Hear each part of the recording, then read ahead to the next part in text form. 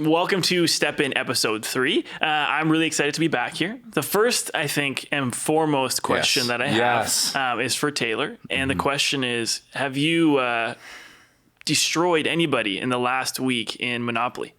Okay, so I actually don't want to talk about that too much because the answer is yes. And the answer is both of the people that I mentioned last time.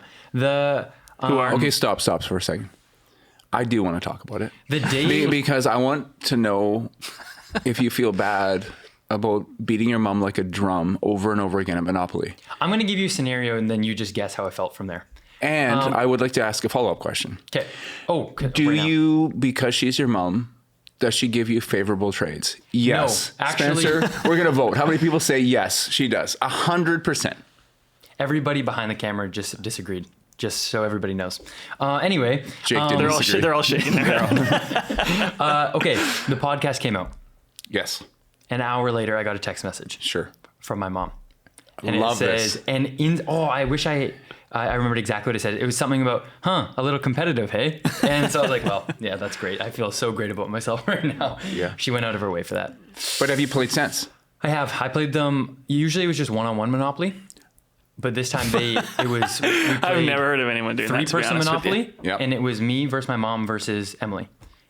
And for everybody wondering out there, I did win. The real question I have is how bored do you have to be to play one-on-one Monopoly? To ask to go out of your way to request to somebody, hey, do you want to play Monopoly with me right now? I don't know. I care about bonding with people. Yeah. Well, you could play anything in the whole world. We're You could play better anything in together, the whole Spence. world. Yeah.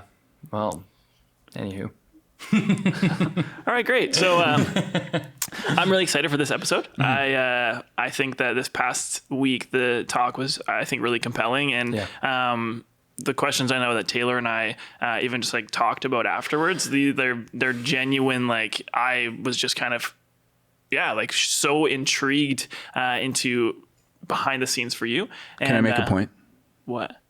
I'd like to say to everybody who came to me Sunday last week and said that I mentioned on the podcast last week, Corinne and her daughters, instead of saying Corinne and our daughters, I apologize. They are also my daughters. The reason I did it is because I was talking about Corinne and her sisters are really good at Pictionary and Corinne and her daughters. Apologies. I know it offended some of you. I love you so much. Thank you for clarifying. Wow, I was actually really worried, when I was sitting here, but yeah, I was really impacted by the talk on Sunday. And so I'm excited to talk further about the questions today. And so, the first one that I wanted to kind of chat through is, in the beginning of your sermon on Sunday, you said, just like fish don't know that they're wet, we don't know how we are affected by our environment. And the question I think that is prompted by that is, how are we affected by our environment? Time out. Did you come up with that quote? I didn't. Oh. You want me to give you the whole quote? Yeah. Okay. So there's 2 young fish swimming along and they meet an old fish. And the old fish says, hey boys, how's the water? Oh. Hey boys, how's the water? And they keep swimming and the one young fish looks at the other young fish and says, what the heck is water? And that really has impacted me. Because I know it's kind of funny, but I think about that a lot because I think we can be immersed in a culture, immersed in a system, immersed in a peer group, and it can be impacting us in ways that we don't know because we're in it. Yeah. In Romans chapter 12, verse 2, the Apostle Paul writes, don't be conformed any longer to the patterns of this world. And I was just thinking about that because we talked about in the sermon how your system is perfectly designed to get the results it's getting, right? Yeah. Okay. So let's just stop for a second and think, okay. So we're like the 2 little fish going, what in the world's water? We're in it. So we should probably be looking at our cultural system and be asking, what are the results that our cultural system is getting? Does that make sense? Yeah. And so we said that, and this isn't just some grumpy guy, some boomer going, you know what, kids nowadays, they just don't get it, right? This is just like experts say we live in the most anxious culture in human history. So I want to stop there for a second and go, and we're in this culture. And when you surround yourself with anxiety, you yourself become more anxious. Mm-hmm.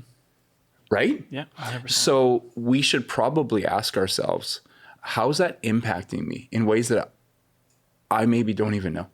How am I being conformed to the patterns of this world. And maybe I would ask you guys, like, what do you think are areas of our culture that might be causing anxiety in your life, without us even realizing it? I know it kind of springing that question on you, and if you don't know, that's fine, but is there anything that comes into your mind? Yeah, I mean, again, I don't want to, I feel like it maybe makes me sound like a boomer when I say something about social media, but I know that for me, like, comparison is something that I struggle with, and I have struggled with, and I think that a lot of people do.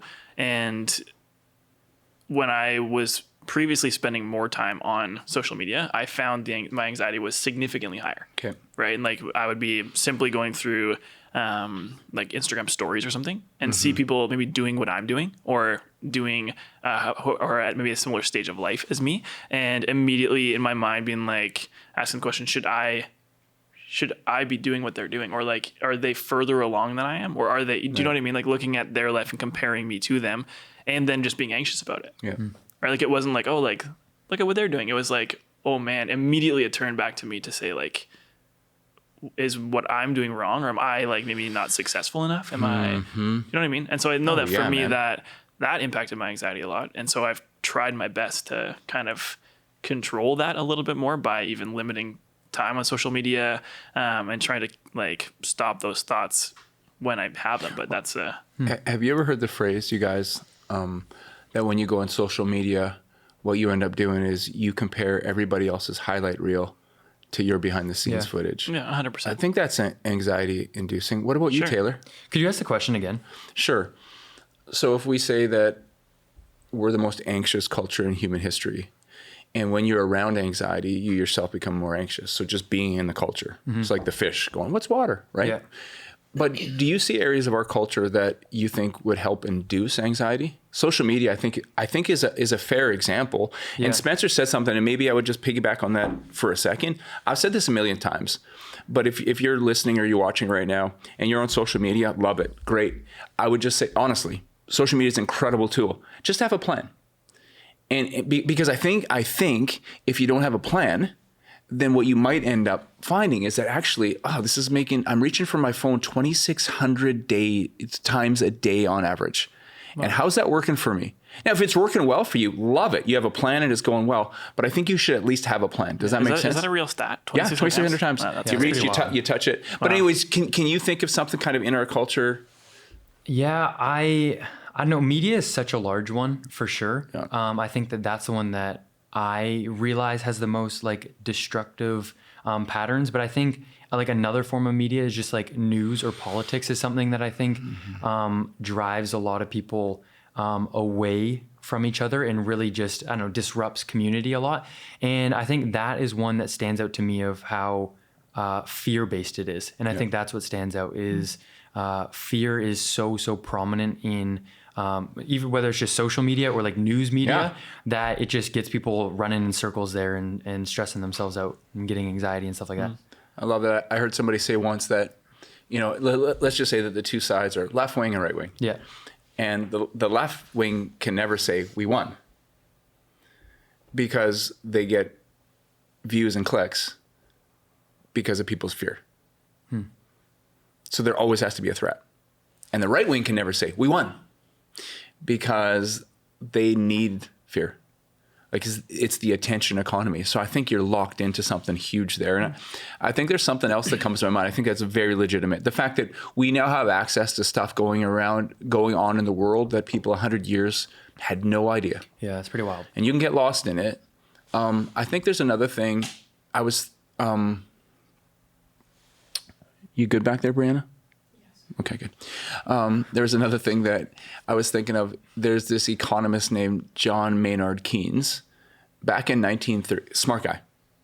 Back in 1930, this is what he said. In the 21st century, people will work 15 hours a week because advances in technology will be so accelerated that people just kind of wonder, what do I do with all my time? Mm-hmm. Well, we don't work 15 hours a week. In fact, while it is true that the average official work week was 60 hours back then and is like 40 now. I'm not sure, when do we stop our work week? We're so connected now, you guys. You know, you have a job and a career, and you come home, but it's not really downtime, because all you need to do 2,600 times a day, you have to pick that phone up. And so the amount of silence that we get. Because I like what you said there. You said like, yeah, we're really, really connected, but I think like that doesn't mean like connection. I feel like when I get stuck on my phone, like say I'll just spend time in my room scrolling, which I know we make fun of Monopoly, but like I think that is such a good example of doing the opposite of that. And so when you say like we're connected, it's not the same as connection, which leads me into something else I wanted to ask you. So good. Because you said in your talk on Sunday, the opposite of addiction is not sobriety, it's connection. And then I guess the same would be the opposite of connection is addiction. And I just thought that was very interesting, because we're so connected, I guess, through our phones into our work and whatnot, but like connection, like it's different than connection, if that makes sense. I don't know exactly how to like articulate that, but it huge. Just doesn't seem the same at all. Yeah, it's funny because there's this book, and it's called, I'm answering your question. Yeah. Okay, I am, but you'll get there. But it made me think. You know me well, you know. Yeah. But it made me think of this book, and the book is called 3 Mile an Hour God. Have you ever heard of it? No. And basically, the idea is 3 miles an hour is the speed of a slow walk, and the whole premise of it is that we meet with God and we connect with others at 3 miles an hour. So sometimes playing Monopoly, Spencer, acting like he wasn't also throwing shade, is 3. But my point is when we're living at a breakneck pace. So it goes back to this thought again. Okay, so how are we being shaped by this culture? You know, the fish that's like, what's water? So we talked about we're anxious. And this gets exactly to what you said, Taylor. I think that's brilliant what you just said. We're lonely. Apparently the loneliest culture in history. It's an epidemic, people say. We're connected, but we're not experiencing connection. And I think that that loneliness, see, I think that there's this idea of like, the way God created us was to do life together.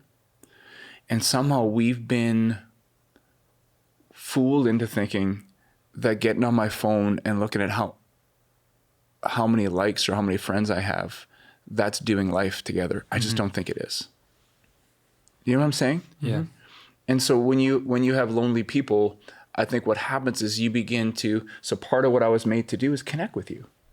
That's part of who God created me to be. And if I don't do that, I'm incomplete. And so if I don't have connection, what's going to happen is I'm going to be looking for, and this is, I know I used this last week too in the podcast, but I'm going to be starting to look for functional saviors. Something that like something's not right inside of me, and I got to figure out something to fix me. And we're meant to pursue, I think, we're meant to pursue Jesus together. Yeah. And when I take the together out of it, I'm going to find life really difficult, and I'm going to start looking for something else that will satisfy me, that'll heal what's broken inside of me. And the problem and the reason why it comes to the point of addiction is because it doesn't work. Yeah. And then I double down, and I'm thinking if a little didn't work, more and more and more. And I don't know. Does that make sense? It does. I would be curious to know, do you think that if you could put into words like what that need that we're trying to meet with addiction is, that community or connection solves? Like if you could try to put it, because you said there's like trying to fill that empty space, but like, do you think that there is even like something that's true of all of us, or that's common in all of us that we're kind of seeking when we look into addictive things or substances or whatever, like, yeah, that would actually be met with connection? I heard somebody say once,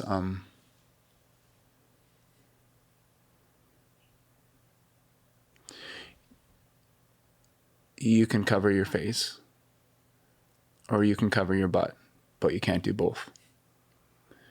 And I think that the challenge that we have is that being made for community, being made for other people, without that, what we end up doing is like, what's that concept of like real me meets real you. That's real. What if I don't have that? What if I'm not known anywhere?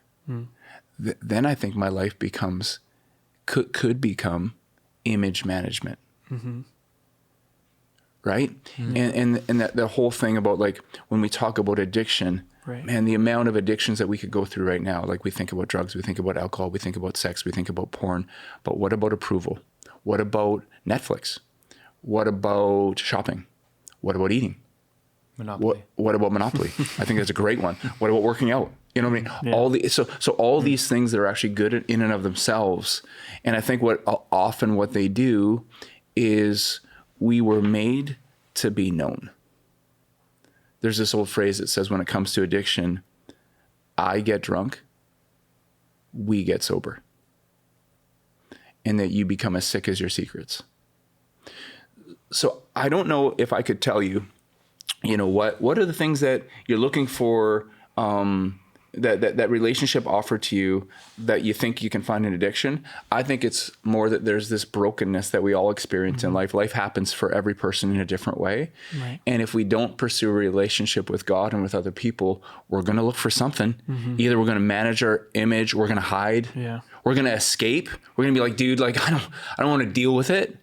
And, I think there's just something beautiful about the concept of saying, no, like, this is who I am. Not with everybody. I heard somebody say the other day that you can have 5 really, really inner circle friends and then 12 close friends. And I think that it's a little bit of a deception to think that if I have 3,000 follows, that somehow makes up for my 5 close friends that I don't have. Right. No, that's really good. That's interesting. You said, like, it becomes what image management. I do wonder how much of our anxiety and, like, even behavior in social media is because of that. That, like, that's strictly what it is, right? Like, why is there anxiety around comparison? Why is there, like, because we're trying to use it to manage our image. And I also, you know what, I wonder how much that has to do with the loneliness as well, because we can't as effectively manage our image in person as we can online. Right?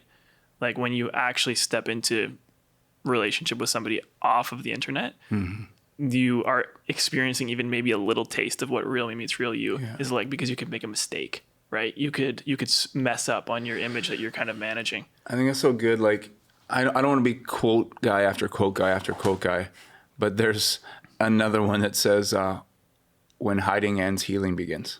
Yeah. James chapter 5. Confess your sins to one another and pray for each other that you might be healed, because the prayer of a righteous person is powerful and effective. Well, that's so true. But maybe I've got to a point in my life where I just want to save my face. And God can't heal the person you're pretending to be. 100%. Yeah. Right? And so, but if that's where I'm at, if I'm like, you can't force me. But it's just that moment, like we had in our small group that we're in, we call it Brohawks. Okay.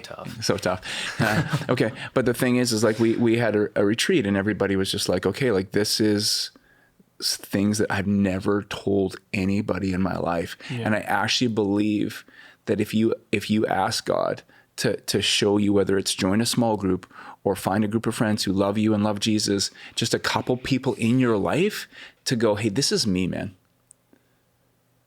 Then you've chosen, you know what?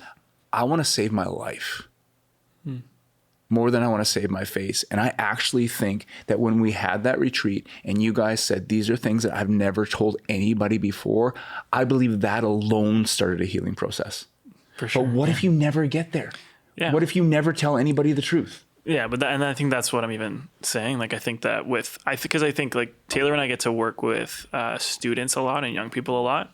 And I think that it makes me not scared, but I think it gives me understanding that they have grown up in an image management culture their entire life, right? Like, it's like, I mean, it'll date me, but like Instagram was new when I was in high school, right? Like, so it wasn't like I grew up around or in that context, right? Like, I met my friends when Atari was new when I was in high school. Nice. Okay, so don't feel bad. I feel better.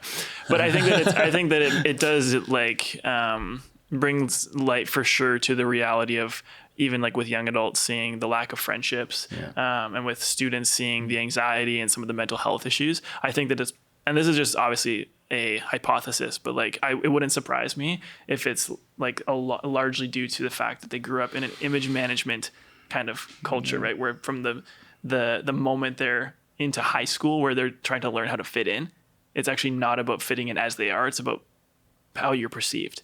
Right. So I don't know. That's, I think, a very important piece. So. Love it.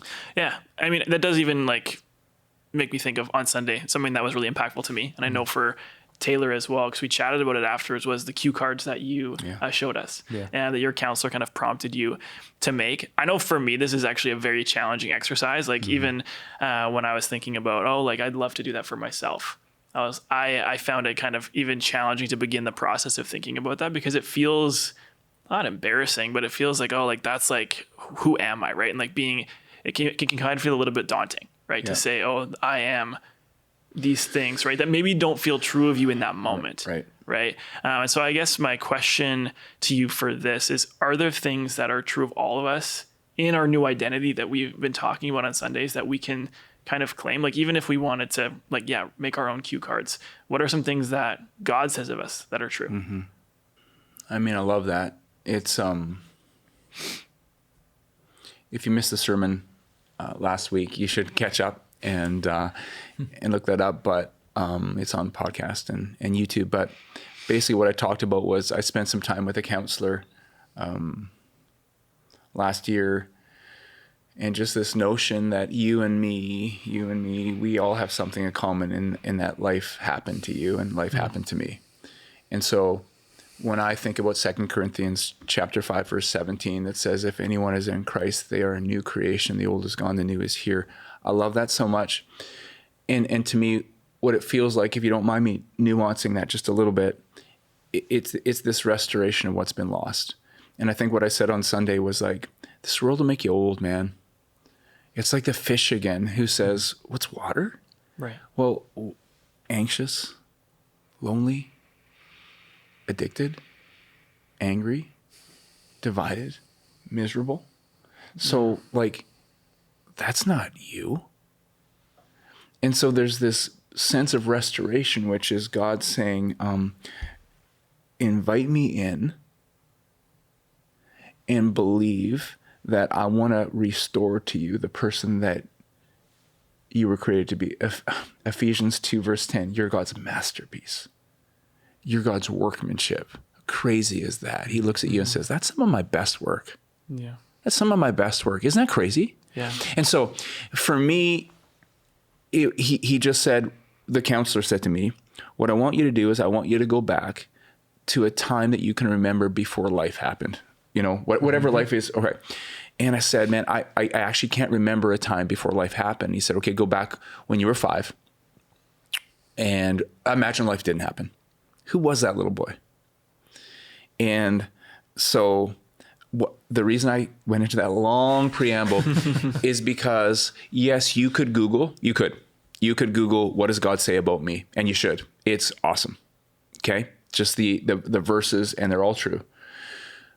But I would really challenge you, part of it is freeing up 3 mile an hour God. Dude, like even saying that convicts me so much. You guys know me well enough to know I fast. Yeah. Like I'm always moving. And so this concept of, I will give you an answer to this, but I still want to say 3 mile an hour God. If you could just spend the time and ask God to show you one thing to start. That's so beautiful. And you can take that to the bank.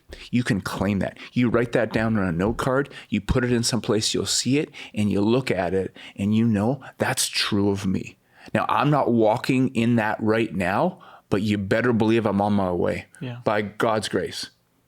Okay, so I would just challenge you to just, if you can, free up a little bit of time, spend some time, 3 miles an hour, slow it down. But one of the places I love to go is just Galatians 5, which is the fruits of the Spirit. And I'm going to talk a lot more this upcoming Sunday in my sermon. I'm going to talk, but I am, and because I think what a life I would live. Like so the fruits of the Spirit: love, joy, peace, patience, goodness, kindness, gentleness, faithfulness, and self-control. Like, what if the people in my life, if you said to them, "Hey man, what do you think of Mike? Just tell me something about him," and you said, "Well, love." That's one thing about Mike, like really loving, and he wills the good of the other. That's what Augustine said. He wills the good of the other. What do you mean? So he's not addicted to approval? No. He's into building other people up. He wants to see other people succeed. Okay. And so maybe go through the fruits of the Spirit, because those are all true of you. You were created to be a person of love and joy and peace and all of the fruits of the Spirit. And start there, and then begin with a little section of note cards. That's you, man. And then ask God to show you one more, and that's you. And every once in a while, just take them out and just look at one and go, God, this is me. So restore that to me. This world has made me old. Yeah. I need you to make me new again, to make me young again, to be who I was created to be again. Does that make sense? It does, yeah. Okay. Oh, that's great. I really do like that idea of the 3 mile an hour God. Yeah. But it is not easy. No, like by dude. no means. It's funny because I have such a good story literally this morning. Love it. I just want to come clean. This is not a habit of mine at all. I wish it was a habit of mine, but I went for a walk this morning with my dog Zeus. Love him very much. What kind of dog? He's a pit bull, a border collie, and a beagle. Yeah. Anyway. Can we put a picture up some on the Frankenstein pod? dog. Okay, we're going to put Zeus. Okay. Yeah. Also, very another cute. thing, for my birthday, Spencer and the rest of the Next Gen team got me a mug with his face on it. Anyway. Couldn't love that more than I do. Anyway, back to my story. So Zeus is up right now as you're speaking. There's a picture of Zeus as you're talking right now on the pod. Okay, well that makes me very happy. Yeah. Okay, so this morning I was motivated. I'm like, you know what? I'm gonna go for a walk. Yep. And this is very out of character for me. I was like, I'm gonna do this. So I went out the front door, and we live on this property, so I didn't need to put a leash on Zeus. So I was walking around the property, doing my thing. It was a little bit cold, but I had a coffee with me. I was doing my thing, and he was walking so slow. He's a little old. He's 8 years old now, but he was walking so slow. So I kept looking back. I was like, Zeus, let's go. This should be like a 5-minute walk. And so I'm going around, and I'm like, hey, well, I should probably start praying or something, right? And so I was praying, and then I prayed for like 30 seconds. Then I stopped, and I was like, Zeus, let's go. And so we start passing some of my neighbors' houses. And I just keep looking back, and he's going so dang slow, and it makes me so angry. And this is such a good example of what you just said, because I had nowhere to be, absolutely nowhere to be. It was a peaceful morning, and I'm so grateful for where I live. It's incredible. But I was yelling at my dog to hurry up, but he was just telling me slow down. And I just think that's so powerful, because I literally experienced that today, where I tried to rush through life at a time that is such a incredible time. I tried to force through it, and then for what? And so I don't know. I just thought that was really, really cool that you said this today, because I literally lived it and am impatient as usual. So I love that so much. I also want to say that I really appreciate that you said Zeus is, what did you say? Kind of old? Yeah, kind of old. So what's a dog year again? How many years is that? 7, I think. How old is he? 8. 56. 8. And that's only kind of old. Okay. Yeah, I mean, yeah. Well, I have a random other fact I just want to toss in there. My Nana had a wiener dog. His name was Butchie. Ouch. And he was... We're not going to put a picture of Butchie No, up on you there. don't want to. He didn't have any teeth. He was, no joke, 19 years old. Oh. It was the oldest dog I've ever heard of in my Wow. life. It was insane. that's like a record or something. Yeah. I want to say something about that moment, though. It's really powerful what you said. There's a little joke. You've maybe heard it before. It's like the difference between dogs and cats. And the dog looks at you and says, Taylor feeds me. He takes me for walks. He looks after me. He must be a god. A cat looks at you and says, Taylor feeds me. He looks after me, does everything for me. I must be a god. That's the difference between a cat and a dog. My point is, though, you know what Zeus was saying this morning? Zeus was saying, why are you in a hurry, Taylor? I get to spend time with you. I think you're onto something. I think that sometimes, I've said it this way before, when something should be easy and it's not, it's a sign there's a spiritual battle. Yeah. You're so right. Like that, like all of a sudden going for a simple walk and praying, it's like the hardest thing in the world to do, man. Are you kidding me right now? I was crashing out. Right. And so it's just like that idea of, okay, hold it though. It's actually good. There's beautiful things happening. Yeah. 3 mile an hour God. Yeah, it is funny. I mean, there's so many things like that. I think one that I can think of, because I read it, made me think of my AirPods have been dead for a few days, and so I haven't charged them. Okay, but typically I will like live with them in my ears. Yeah. Like listening to things at almost any chance that I get, like podcasts, music, whatever. And it's almost that same kind of like, what are you doing so slow kind of mentality, where it's like, I just like need something numbing out my brain a little bit. Right. And like for some reason, it's so painful to make dinner and have to live with my thoughts. Yep. You know what I mean? And I think that like, it is like it's the 3 mile an hour God, like the reality of saying like, okay, like how can I actually be aware of your presence in this moment? I think that that's like, he does move slow in the sense that like you have to be able to look for him in the quiet, the slow things. And not like, I mean, it's very applicable to like that whole cue card idea as well, right? Like, I don't think that we'll be able to even identify those things if we're not willing to slow down, right? Did I tell you about the time that I went to a retreat? Oh boy. 5 days. No devices. So I get home from the retreat and I'm like, 5 days, no devices. I'm going to tell everybody about this multiple times. He's told us. He has, just so you guys know. Several times. But the point is, I come back and I'm like, I'm just going to spend time in solitude. That was so awesome. And about a week and a half into it, I'm like, my time in solitude is walking with my AirPods in, listening to audiobooks at 2.6 times speed. Yeah. I'm like, huh. So I took him out and I walked, and you're right. You're just like, okay, man, like what now? It's like, here's what now. 3 mile an hour God. Yeah. That's what now. Yeah. Yeah. No, that's so good. Yeah. And I mean, something that we just wanted to say to people who are listening, I really believe that exercise of the cue cards is important and something that I think is worth doing. And so we want to give you guys a bit of a template, even just to do that, so you can have that for yourself. And so we're going to link in the description a template for you to make your own cue cards. Because we really actually want you to do it. And I think it'll be really, really impactful to take that step. So if you could take a second and just let us know.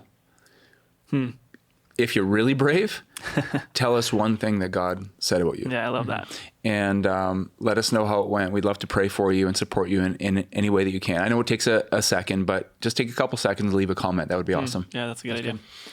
One part from your sermon on Sunday that really, really stood out to me was your when you were talking about Mike and Grant and Grant and Mike. Mike, Grant, and Mike. Very, very good. And we had a question relating to that, and it said, you shared that you don't regret saying goodbye to the Grant and Mike and Grant era when you became a Christian. Is it inevitable that you lose friendships from before? No. You know when you get on a plane and they do the little spiel and you don't pay attention, Taylor? Never. And then they go, hey, if we lose cabin pressure, the mask's going to drop down. And what's the very next thing they say? Help yourself before helping anyone else. Yeah, put your own mask on first.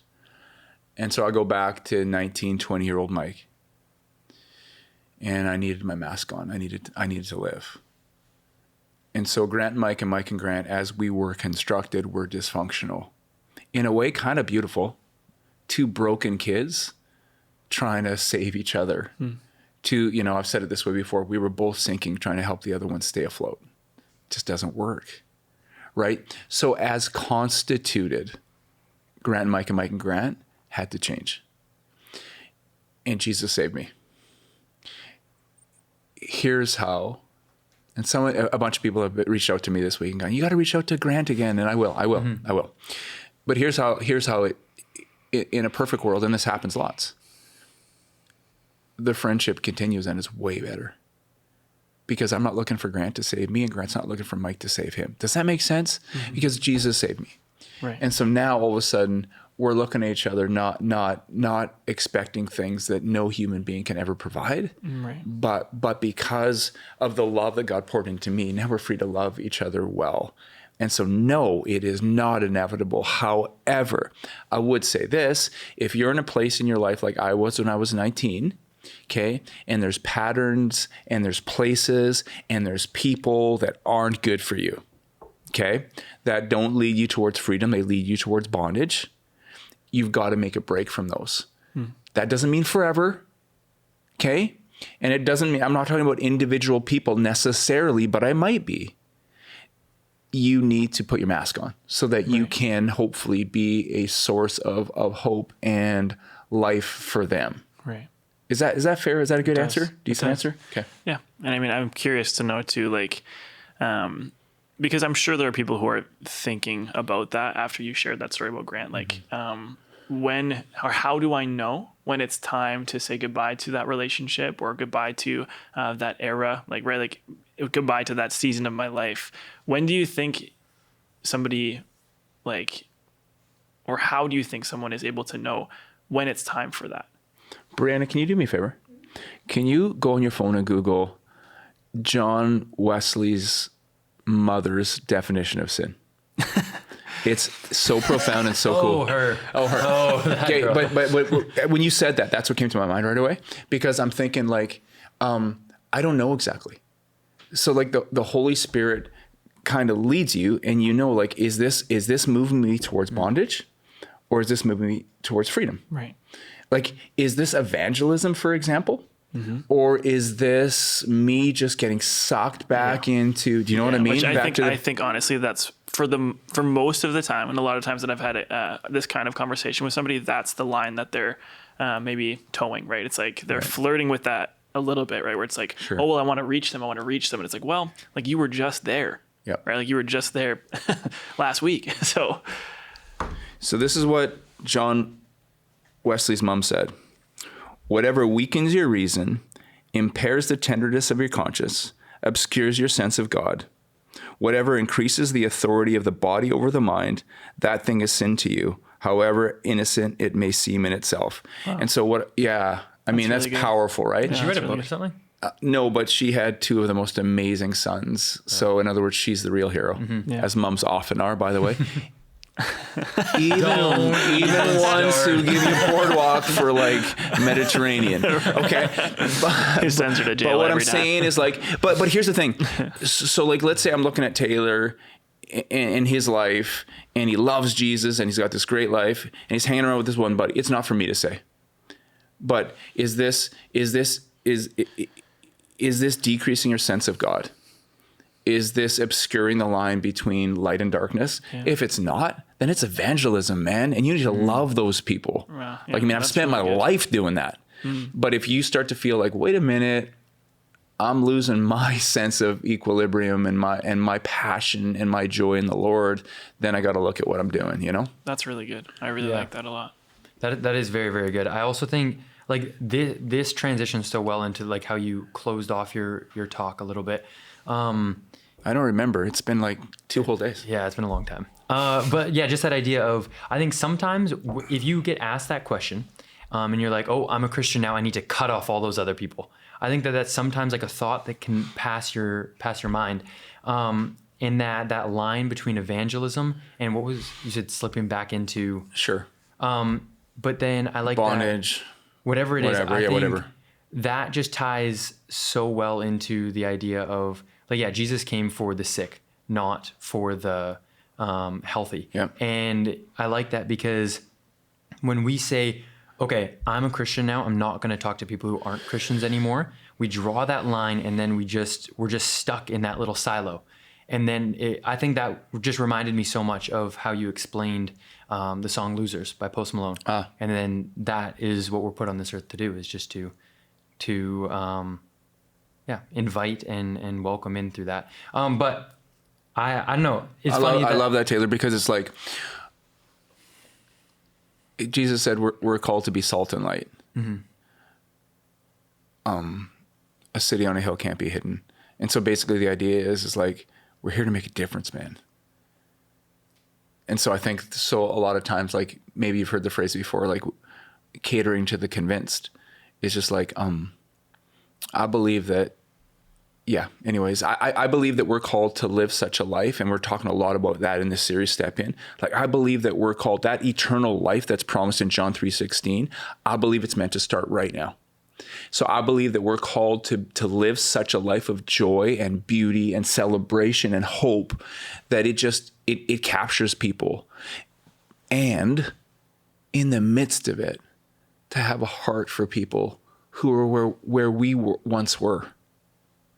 No better than anybody. Mm-hmm. Yeah. Jesus saved me, man. I didn't save me. He saved me. Yeah. And so think about this. Are you kidding me right now? Like, Jesus could use me to help somebody else meet him. What? Yeah. That's insane. And that's beautiful. And that's that's a huge part of why we were placed on this planet. And no, I'm talking too much. Go ahead. You were doing your thing though. Well, I was doing my thing. You know how I do that. Yeah. Okay. Well, I wanted to let everyone know about this Loser song. I think it's funny. You're like, yeah, like this guy showed me the song. It's great and all that. You probably listened to that song walking around this building so many times. like probably in like the highest percentile of listeners to that one song. It was pretty wild. Yeah, we need to see your rap from that time of your life. Well, yeah, it's just because like for me, I can sometimes we can get caught up in this life. So if you've been a Christian for years and years and years, or you're in ministry, like we're all in ministry, but like paid ministry, right? And before you know it, you're like, this is a job and you're just doing your thing. Yeah. And I listened to that song over and over and over and over and over again because I just kept thinking to myself, like, I remember what it's like to feel forgotten. Yeah. I remember what it's like to feel like I'm on a southbound train on a hellbound track. I remember what it's like to be so out of hope that I just feel like throwing two middle fingers up and just saying, you know what? And I think you don't have to live that way, man. We have the answer. Right. And I want every moment of my life to be able to, whether I'm stepping on a stage to preach or hanging around with great people or walking into the gym to do dead hangs or playing Monopoly with my mom. But honestly, I want to say every moment of every day, God, open my eyes. Yeah. What an opportunity. What a life to be able to just watch someone else come alive through Christ. Yeah. Yeah, it's a beautiful thing. So that's why I listen to the song over and over again. It's just to remember that there's people out there. Yeah. And sometimes they're going to look great. Yeah. They're going to look successful, wealthy. Right. Yeah, sometimes they won't, but deep down inside, they're like, what is happening right now, man? That's a great point. Yeah. Yeah. Okay. Well, we'll ask one last question today. And, I'm glad that you kind of even went into that because I think that the challenge I know for me personally, because I love that idea.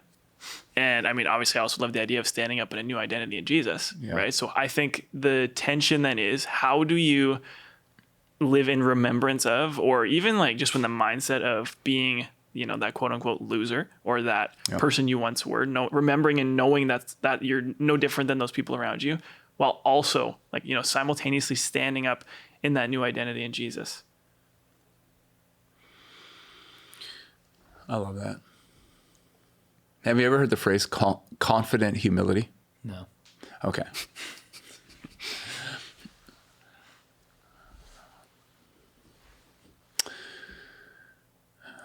I think it's Ephesians 1. Brianna, check if it's Ephesians 1. Says, we are confident in this, that he who began a good work in you will carry it out to completion. And there's that confidence that God's with me. Are you kidding me right now? Romans 8:11. The same Spirit that raised Jesus from the dead is alive and well and at work in me. Ephesians 2:10.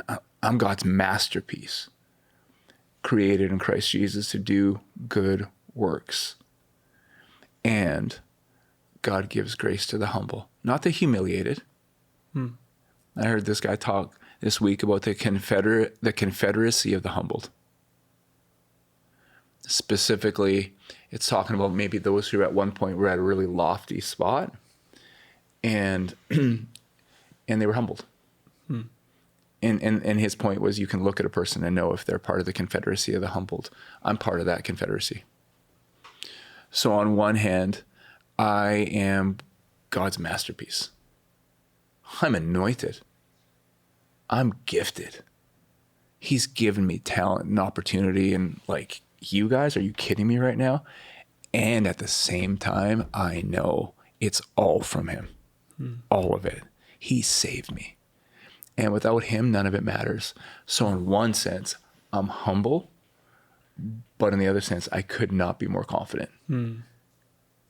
Like, what's Joshua 1:9? Be bold and strong, banish fear and doubt. Brandon Shung, it's Philippians 1:6. Philippians 1. I knew it was Philippians. Sorry. It's Philippians. Confident of this, that he who began a good work will carry out to completion. But Joshua 1:9, be bold and strong, banish fear and doubt. For remember, the Lord your God is with you wherever you go. What? Yeah. So I'm so confident, but so humble at the same time. Right. So that's the beautiful balance. So when you think of, when you think about the people in that song, you think, no. Maybe you figured out, maybe life has treated you like it treats all of us eventually. And you kind of come to the point where you realize there's some brokenness and there's some pain and there's even a sense of lostness. I'm a loser. And you just want to tell them the good news. No. You can be humbled without being humiliated. And then the confidence that comes from Jesus, you don't want to miss that. Yeah. Oh, yeah, I love that. So good, man. Humble without being humiliated. I really love that. Can I tell you something my dad said last night? Yes. My dad really loves you guys. He watched the first podcast. And so he said, it's too bad you guys didn't do a second one. Oh. And I'm like, Dad, we did. He's like, I didn't get a text message about it. And fair. So I just want to say to everybody, there's a way for people like my dad. You can subscribe, right? Yeah. You can follow the show on Spotify. Yeah, I think he watched on YouTube. What would you do on YouTube? Subscribe to the YouTube channel. And that way you'd get notified every time there's a new one. You have to hit the notification bell if you want to get notified. Okay. That's almost too many steps, though. 2 whole steps. I'm just telling them the truth. Subscribe and hit the notification bell. No? Okay. Alrighty. Well, thank you everyone for tuning in to episode 3 of Step In. Taking some time throughout your week to slow down. Yeah. Remember that 3-mile-an-hour God from wherever you are. And yeah, Mike, would you like to pray to close? Yeah, sure. Let's pray.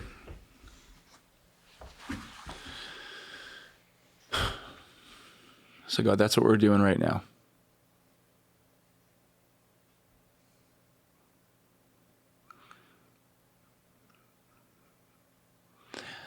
In the midst of busyness, in the midst of hurry, in the midst of responsibilities, in the midst of challenges.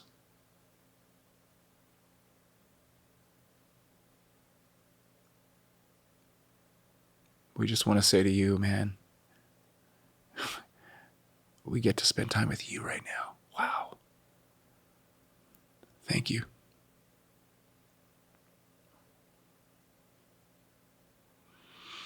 And we just come before you and confess that we can't do it on our own. But we celebrate. We don't have to. That you are with us and you are for us. And we are your masterpiece. And we are bold. And we are strong. And we are confident because of you. So, Father, as we head into this week, not always going to be easy. Not always going to be fun, but God, may we bring us, your Holy Spirit, our true selves into every situation. Give us your grace and your power and your love. We thank you in your name. Amen. Amen. Amen.